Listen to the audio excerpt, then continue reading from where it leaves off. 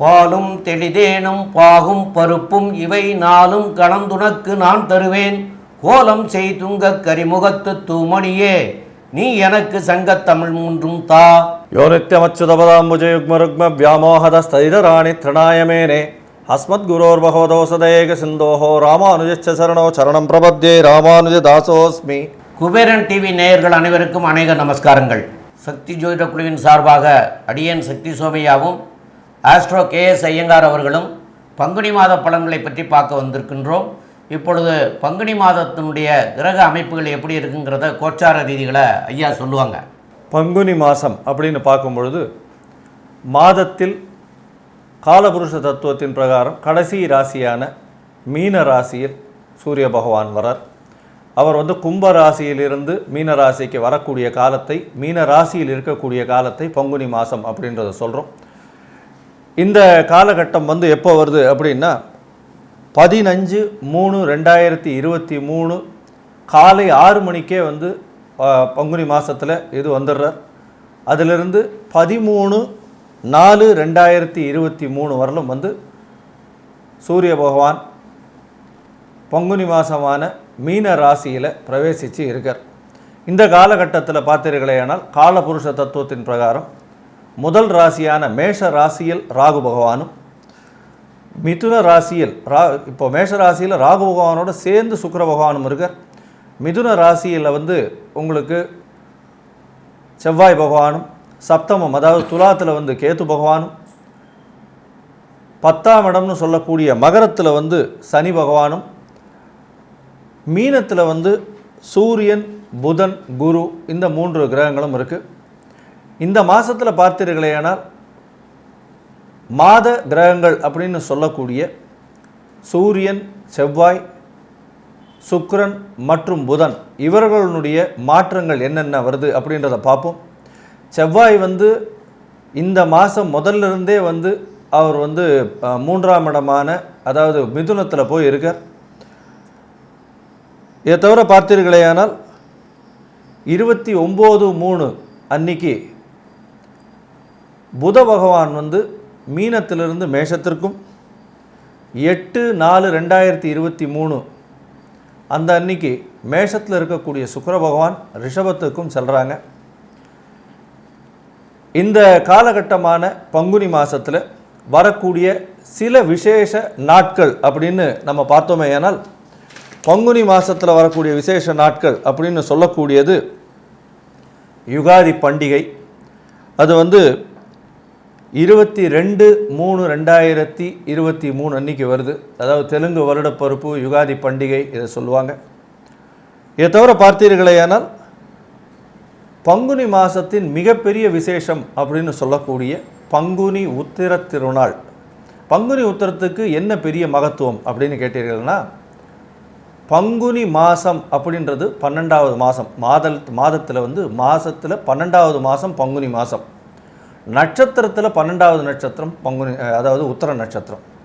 இந்த ரெண்டும் வரக்கூடிய ஒரே நாளில் பௌர்ணமி வரக்கூடிய யோகமும் இருக்குது.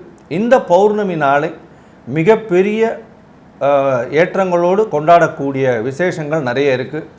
சிவபெருமான் பார்வதியை திருமணம் செய்த நாளும், ரங்கநாதர் ஆண்டாள் நாச்சியார் கல்யாணம் செய்த நாளும் திருமண நாளும், இதை தவிர ராமபிரான் சீதையை திருமணம் செய்த நாளாகவும் இந்த நாட்கள் கொண்டாடப்படுகிறது. இதை தவிர பார்த்தீர்களேனால் இந்த பங்குனி உத்திரம் ஒரு மிகப்பெரிய சுபத்துவமான பௌர்ணமி நாள் அப்படின்னு சொல்லக்கூடிய நாளாக இருக்குது. இதற்கு மேலே பார்த்தீர்களேனால் காரடையான் நோன்பு அப்படின்னு சொல்லக்கூடிய மாசியும் பங்குனியும் சேரக்கூடிய ஒரு விஷயம். அது 15/3/2023 அதாவது இந்த மாதம் பங்குனி மாதம் ஆரம்பித்த முதல் நாளே மாசியும் பங்குனியும் சேரக்கூடிய முதல் நாள் அப்படின்னு சொல்லக்கூடியது காரடையான் நோன்பு அப்படின்னு சொல்லுவாங்க. அதாவது பெண்கள் தன்னுடைய கணவன் நல்ல உடல்நிலையோடு ஆரோக்கியத்தோடு இருக்க வேண்டும் அப்படின்றதுக்காக விரதம் இருந்து செய்யக்கூடிய விஷயமாக இந்த விஷயத்தை கொண்டாடப்படுகிறது. அதை தவிர திருமணமான பெண்கள், திருமணம் ஆகக்கூடிய திருமணத்திற்காக இருக்கக்கூடிய கன்னி பெண்களும் இந்த காலகட்டத்தில் நல்ல ஒரு மணமகன் வர வேண்டும், மணாளன் வர வேண்டும் என்று எதிர்பார்த்து இந்த விரதத்தை செய்வதாக ஐதீகம். ஸோ இது ஒரு மிகப்பெரிய விசேஷமாக இருக்குது. இதை தவிர பார்த்தீர்களேனால் 30ஆம் தேதி, அதாவது மார்ச் 30ஆம் தேதி பார்த்தீர்களேனால் ஸ்ரீராம நவமி, பங்குனி மாதத்தில் வரக்கூடிய நவமி, ஸ்ரீராம நவமி, அதாவது ராமபிரான் அவதரித்த நாளாக இந்த நாளை கொண்டாடுறது உண்டு. இந்த மாதிரியான மிகப்பெரிய அரிய விசேஷங்களோடு இருக்கக்கூடிய நாளானது இந்த பங்குனி மாதம். இந்த மாதத்தில் ஒரு ராசிக்காரர்களுக்கும் என்னென்ன ஏற்றங்கள் இருக்குது, என்னென்ன விஷயங்கள், என்னென்ன இரக்கங்கள் இருக்குது, எந்தெந்த கோவில்களுக்கு சென்று பரிகாரங்கள் செய்ய வேண்டும், என்னென்ன எளிய பரிகாரங்கள் இருக்குது, இதை தவிர சந்திராஷ்டம நாட்கள்லாம் என்னென்ன அப்படின்றத இப்போ வரிசைப்படுத்தி ஒரு ராசியாக மேஷம் முதல் மீனம் வரை இப்போ நம்ம பார்க்கலாம். இந்த ஒரு ராசியிலையும் நாங்கள் நம்ம ஐயாவுடைய ஃபோன் நம்பர் கொடுத்துருப்போம். உங்களுக்கு வேணும் அப்படின்னா உங்களுடைய பிரச்சனைகள் தீர ஒரே ஒரு கேள்வியை மட்டும் நீங்கள் அவருக்கு ஃபோன் பண்ணி, அதுவும் டே டைமில் கேளுங்க. அதாவது கார்த்தால் ஒரு 10 மணிலேருந்து சாயந்தரம் ஒரு 4:30-5 மணிக்குள்ளே கேட்டிங்கன்னா, இல்லை 8 மணி வரலாம் மேக்ஸிமம் வச்சுக்கோங்க. மத்தியான நேரத்தில் தொந்தரவு பண்ணாதீங்க. ஏன்னா அவரும் வயது மூத்தவன்றதுனால கண்டிப்பாக இந்த காலகட்டத்தை பயன்படுத்தி உங்களுக்கு வேணுன்றது ஒரே ஒரு ஃபோன் பண்ணி ஒரு கேள்வி மட்டும் கேளுங்க. ஏன்னா நிறைய பேர் இதுக்காக வெயிட் பண்ணிகிட்ருப்பாங்க. அதனால் இதில் ட்ரை பண்ணி பாருங்கள். உங்களுடைய கஷ்டகாலங்கள் எதுவாக இருந்தாலும் ஐயா ஒரு கேள்விக்கு நிச்சயமாக எந்த ஒரு கட்டணமும் இல்லாமல் இலவசமாக உங்களுக்கு பதில் கொடுப்பார். சரிங்களா? இது இப்போ நம்ம ஒரு ராசியாக நம்ம பலன்களையும் பார்க்கலாம், அதற்குண்டான சந்திராஷ்டம தினங்களையும் பார்க்கலாம், அதற்குண்டான பரிகாரங்களையும் பார்க்கலாம். கன்னிராசி நேயர்களுக்கு, கன்னிராசி அப்படின்னா உத்திர நட்சத்திரம் 2, 3, 4 பாதமும், அஸ்த நட்சத்திரம் 1, 2, 3, 4 பாதங்களும், சித்திரை நட்சத்திரத்தில் 1, 2 பாதங்களும் ஆக இந்த 9 பாதங்கள் கொண்டது கன்னிராசி. இந்த கன்னிராசியினுடைய அதிபதி புதன்.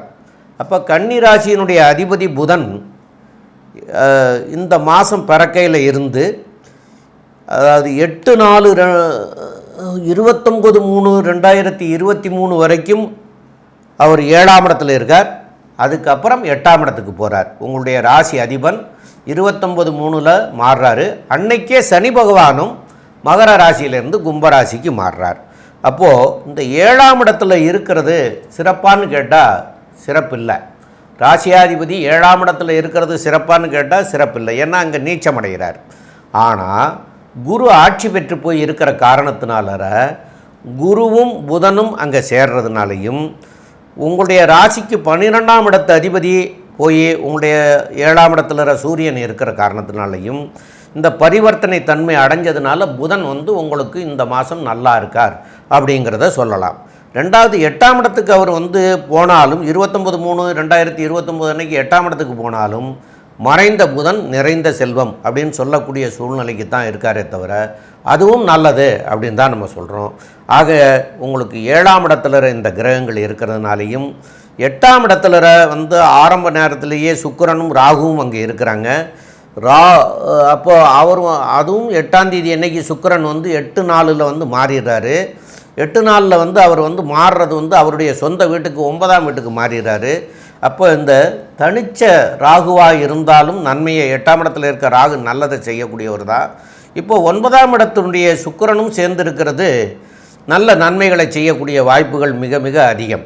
அப்போ இந்த 9ஆம் இடத்து அதிபதி 8ஆம் இடத்துல ராகுவோடு சேர்ந்திருக்கிறதுனால நல்லதே செய்வார். அது பெருத்த 8ஆம் இடத்துல உங்களுக்கு உங்களுடைய ராசிக்கு 2க்கும் 9க்கும் உடையவர் சுக்கிரன். அப்போது அவர் நல்ல நிலைமையில் இருக்காருங்கிறது தான் நம்ம சொல்லணும். ஆக மற்ற உள்ள விவரங்களை பற்றி ரொம்ப விளக்கமாகவும் தெளிவாகவும் நம்முடைய ஆஸ்ட்ரோ KS ஐயங்கார் அவர்கள் தெளிவாக சொல்லுவாங்க. ஐயா, அற்புதமாக சொன்னீங்க. கன்னி ராசிக்கு பார்த்தீர்களேனால் ராசிக்கு சப்தமத்தில் குரு, சூரியன் மற்றும் புதன் இருக்கிறதுனால திருமணத்திற்கு பார்த்து கொண்டு இருப்பவர்களுக்கு கண்டிப்பாக திருமணம் ஆகக்கூடிய காலகட்டமாக இருக்கும். இதை தவிர பார்த்தீர்களேனால் உங்களுடைய முயற்சி ஸ்தானங்கள் அனைத்துமே வெற்றி பெறக்கூடிய காலகட்டமாக இருக்கும். ஏன்னா 3ஆம் இடத்தையும் குரு பகவான் பார்க்குறார். அதை தவிர இந்த கன்னியா ராசிக்கு பார்த்தீர்களேனால் இந்த மாத கிரகங்கள் அப்படின்னு சொல்லக்கூடிய சூரியன், செவ்வாய், புதன், சுக்கிரன் பார்த்தீர்களேனால் மிகவும் நல்ல ஏற்றத்துடன் இருக்கக்கூடிய காலகட்டமாக இருக்குது. என்ன சாமி எப்படி சொல்கிறீங்க, 2ஆம் அதிபதி போய் 8ஆம் இடத்துல போய் உட்காந்துருக்காரு, இப்படி பேசுகிறீங்களே அப்படின்னா, 8ஆம் இடத்தில் அமர்ந்து 2ஆம் இடத்தையும் பார்க்குறார். அது ஒரு மிகப்பெரிய ஏற்றமான காலம். நீங்கள் பேசக்கூடிய வார்த்தைகளில் நளினம் இருக்கக்கூடிய காலகட்டமாக இருக்கும். ராகுவோடு சம்பந்தப்பட்ட சுக்கிர பகவான் இருக்கிறதுனால கண்டிப்பாக சுக்கிரன் ராகு காம்பினேஷன் பார்த்தீர்களே ஆனால் சுபத்துவம் அடைகிறார் ராகு. அதனால் கண்டிப்பாக உங்களுக்கு வெளிநாடு, வெளி மாநிலம், வெளியூர் சம்பந்தமாக ஒரு நல்ல செய்தி பெண் மூலியமாக வரக்கூடிய வாய்ப்புகள் நிச்சயமாக உண்டு. கவலைப்பட தேவையில்லை. கன்னியா ராசிக்காரர்களுக்கு திடீர் யோகங்கள் வரக்கூடிய, மறைமுக யோகங்கள் வரக்கூடிய வாய்ப்புகள் நிச்சயமாக இருக்கும். ஏன்னா ராசிக்கு 12ஆம் அதிபதியும் 7ஆம் இடத்துல இருக்கார், ராசியின் அதிபதியும் 7ஆம் இடத்துல இருக்கார், சப்தமாதிபதியும் ஆட்சி பெற்று போயிருக்கார். அதனால் கண்டிப்பாக மனைவியின் மூலியமாக ஒரு நல்ல செல்வாக்கு வரக்கூடிய காலகட்டமாக இந்த காலகட்டம் அமையும். இதற்கு பிறகு 10ஆம் இடத்தில் செவ்வாய் பகவான் இருக்கிறது அப்படின்றது பார்த்தீர்களேனால் தொழில் ஸ்தானத்தில் அஷ்டமாதிபதி இருக்கிறதுனால நாட்டை விட்டு வெளியில் சென்று வேலை செஞ்சு கொண்டு இருக்கிறவர்கள், நாட்டை விட்டு வெளியில் சென்று வியாபாரம் செய்பவர்களுக்கு மிகப்பெரிய ஏறுமுகமான காலமாக இருக்கும். சரி, இந்த மாதத்தில் பார்த்தீங்கன்னா ஒரு பெரிய மாற்றம் வரப்போகுது. என்ன அப்படின்னா 29/3/2023 சனி பகவான் பயிற்சியாளர். அது பங்குனி மாதத்தில் ஆகுது. இதனால் என்ன அப்படின்னா 6ஆம் இடத்துல போய் அவர் ஆட்சி பெற்று ஆண் சனியாக இருக்கிறதுனால கண்டிப்பாக இந்த காலகட்டத்தில் பார்த்தீர்களேயானால் உங்களுக்கு கீழே வேலை செய்கிறவங்க எல்லாருமே நல்லபடியாக உங்களுடைய ரிசல்ட்ஸ் வரக்கூடிய அளவுக்கு அவங்க நிச்சயமாக வேலை செய்வார்கள். உங்களுக்கு பார்த்தீர்களேயானால் புது வேலை மாற்றங்கள் ஏற்படக்கூடிய வாய்ப்புகள் இருக்கும். புது வேலை இல்லாமல் இருக்கிறவங்களுக்கு இவ்வளோ நாள் கண்டிப்பாக புது வேலை கிடைக்கக்கூடிய காலகட்டமாக இருக்கும். கடன் நிச்சயம் கிடைக்கும், கவலைப்பட வேண்டாம். எந்த இடத்துல போய் கடன் கேட்டிங்கன்னாலும் கண்டிப்பாக கடன் கிடைக்கும், கவலைப்படவே வேண்டாம். அதே மாதிரி கடன் கொடுத்த இடத்துலையும் நிச்சயமாக வசூலாகிடும். ஏன்னா சனி பகவான் 6ஆம் இடத்துல அதாவது ஜோதிட சாஸ்திரத்தில் ஒரு விஷயம் சொல்லுவாங்க, துர்கிரகங்கள் 3, 6, 10, 11, 12 இந்த மாதிரி இடத்துலலாம் இருக்கணும் அப்படின்னு சொல்லுவாங்க. அதற்கு ஏற்றாறு போல் பார்த்தீர்களேனால் 6ஆம் இடத்துல போய் சனி பகவான் உட்கார்றது உங்களுக்கு மிகப்பெரிய ஏற்றத்தை கொடுக்கக்கூடிய காலகட்டமாக இருக்கும். இதை தவிர புத பகவான் பார்த்தீர்களேனால் 8/4/2023 அன்றைக்கி மீனத்திலிருந்து மேஷத்துக்கு வர்றார். மீனத்திலிருந்து மேஷத்துக்கு வர்றதுனால 8ஆம் இடம் தனித்த புதனால் அது மறுபடியும் சுபத்துவம் பெறுறது. அதாவது 10ஆம் அதிபதி 8ஆம் இடத்துல போய் உட்கார்றதுனால கண்டிப்பாக வெளியூர், வெளி மாநிலம், வெளிநாடு போகக்கூடிய வாய்ப்புகள் மிகவும் அதிகமாக இருக்கும். வெளி மதத்தினர் உங்களுக்கு ஹெல்ப் பண்ணக்கூடிய காலகட்டமாக இந்த காலகட்டம் நிச்சயமாக அமையும். அதை தவிர பார்த்தீர்களேனால் ஐடி இண்டஸ்ட்ரியில் இருக்கிறவங்க கண்டிப்பாக இந்த இப்போ சாஃப்ட் வெரி ஷார்ட் பீரியடில் போயிட்டு வரக்கூடிய வாய்ப்புகள் உண்டு. இதற்கு பிறகு பார்த்தீர்களேனால் இந்த ஆளுமை தன்மையில், அதாவது என்ன சொல்கிறது, இந்த அரசாங்கம், அரசு உத்தியோகம் இந்த மாதிரியான விஷயங்களில் இருக்கிறவங்களுக்கு கண்டிப்பாக ஒரு மாற்றங்கள் ஏற்படும். ஏன்னா சிவராஜ யோகம் இருக்குது, அதாவது குருவும் சூரியனும் சேர்ந்து சப்தமத்தில் இருக்குது. ஆனால் 12ஆம் அதிபதியும் 7ஆம் அதிபதியும் சேர்ந்து இருக்கிறதுனால கண்டிப்பாக அரசு அலுவலர்களுக்கு கண்டிப்பாக மாற்றங்கள் ஏற்படக்கூடிய வாய்ப்புகள் நிச்சயமாக இருக்கும். அதனால் கொஞ்சம் ஜாகிரதையாக இருந்து பொறுமையாக பார்த்துக்கிறது மிகவும் நல்லது. மற்றபடி பார்த்தீர்களேயானால் இந்த கன்னியா ராசிக்கு மிகவும் ஏற்றமான காலமாக இந்த காலகட்டம் அமைய போகுது. இந்த காலகட்டத்தில் உங்களுடைய முயற்சி ஸ்தானம், அதாவது உங்களுடைய முயற்சிகள் எல்லாம் நல்லபடியாக வரணும் அப்படின்னா சில நாட்களை நீங்கள் தவிர்க்கிறது நிச்சயமாக நல்லது. இந்த நாட்களை சந்திராஷ்டம நாட்கள்னு சொல்கிறோம். அந்த சந்திராஷ்டம நாட்கள் என்னென்னைக்கு வருது, எதுக்காக தவிர்க்கணும் அப்படின்றத பற்றி ஐயா சொல்லுவார். ரொம்ப அற்புதமாக தெளிவாகவும் சொன்னீங்க. இதில் சந்திராஷ்டமம் அப்படின்னா என்னன்னு சொல்லியிருக்கீங்க. சந்திரன் அப்படிங்கிறவர் மனோகாரகன்னு சொல்லக்கூடியவர். அப்போ உங்களுடைய ராசிக்கு 8ஆம் இடம்ங்கிறது மறைவிட ஸ்தானம்னு சொல்கிறோம். அப்போ ராசிக்கு 8ஆம் இடத்துல அந்த மறைவிட ஸ்தானத்தில் சஞ்சாரம் பண்ணுற காலத்தை சந்திராஷ்டம தினம்னு சொல்கிறோம். அப்போ மனோகாரகனாக மறையப்பட்டு இருக்கிறதுனால உங்களுக்கு மன கிளேசங்கள் வரும். அந்த மன கிளேசங்கள் வர்ற போது எந்த ஒரு காரியத்தை செய்தாலும் அந்த காரியம் நற்பயன் அடையாது அப்படின்னு நம்முடைய மூதாதையர்கள் சொல்லிட்டு போயிருக்கிறாங்க. அப்படி நம்முடைய மூதாதையர்கள் சொல்லிட்டு போனதை நம்ம இப்போ இந்த காலகட்டங்களில் அதுகளை நம்ம பார்க்குற போது அதுவும் சரியாக தான் வருதுங்கிறத நாங்கள் பல தடவைகளில் அந்த தீர்ப்பில் வந்து பார்த்துருக்குறோம். அதனால தான் சொல்கிறோம். அப்போ அந்த சந்திராஷ்டம தினங்களை நீங்கள் விளக்கிட்டு மற்ற நாளில் வந்து நற்காரியங்களை செய்துக்கரலாம். அந்த அந்த சந்திராஷ்டம தினங்களை நீங்கள் வந்து அவாய்ட் பண்ணிக்கிறணும். அப்போ சந்திராஷ்டம தினங்களில் புதுசாக தொடங்குகிற காரியங்கள், புதுசாக கையெழுத்து போடுற விவகாரங்கள், இல்லைன்னா வெளியூர் வெளிநாடு இந்தமாரி வெளியே பயணம் பண்ணுற இதெல்லாம் வந்து வச்சுக்கிறக்கூடாது. இதெல்லாம் நாங்கள் தெரியலை, எங்களுக்கு வந்து அதெல்லாம் தெரியலை, அதெல்லாம் பார்க்கல, அதெல்லாம் நாங்கள் பண்ணிட்டோம் அப்படின்னு சொன்னாங்கன்னா அதுக்கு வந்து பரிகாரமாக வந்து சந்திரனுக்கு உண்டானது பால். அப்போது அந்த பரிகாரம் வந்து பசும்பால் சாப்பிட்டதுக்கப்புறம் அந்த வேலைகளை நீங்கள் செய்தீங்கன்னா அதனால் வரக்கூடிய கிளேசங்களில் இருந்து மாறி நன்மை பயக்கும் அப்படின்னு சொல்கிறோம். மாற்றிக்க முடிஞ்சவங்க மாற்றிக்கிறங்க, மாற்றிக்க முடியாதவங்க இதை செஞ்சுக்கிறங்க. இப்போ வந்து சந்திராஷ்டம தினங்கள் என்ன அப்படிங்கிறத பற்றி சொல்கிறோம். இதில் வந்து 25/3/2023 26/3/2023 இந்த 2 நாட்களும் உங்களுக்கு சந்திராஷ்டம தினங்களாக வருது. இந்த 2 நாட்களை தவிர்த்துட்டு மற்ற நாளில் பண்ணிக்கிறங்க. தவிர்க்க முடியாதவங்க இந்த பரிகாரத்தை பண்ணிக்கிறங்க.